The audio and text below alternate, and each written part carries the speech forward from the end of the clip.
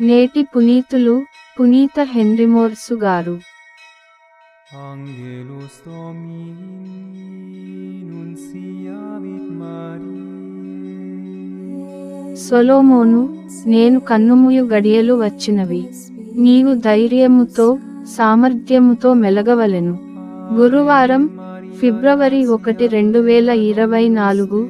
మొదటి పఠనం రాజుల మొదటి గ్రంథము 2వ అధ్యాయం 1 నుండి 4 మరియు 10 నుండి 12 వచనాలు.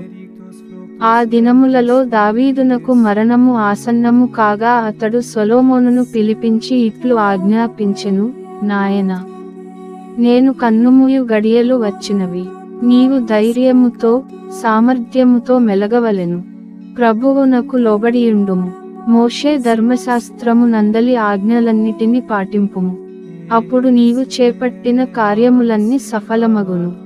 నీవు పోయిన తావులందెల్ల విజయము సిద్ధించును.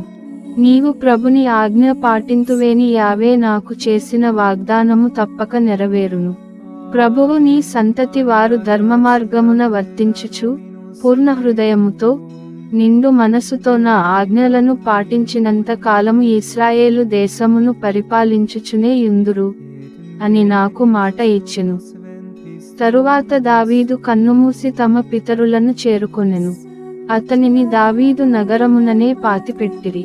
దావీదు 40 ఏండ్లు ఇశ్రాయేలీయులను ఏలెను. అతడు హెబ్రోనున 7 ఏండ్లు, యెరూషలేమున 33 ఏండ్లు పాలించెను. సొలొమోను తన తండ్రి దావీదు సింహాసనమును ఎక్కెను. అతని రాజ్యాధికారము సుస్థిరమయ్యేను. ఇది ప్రభువు వాక్కు.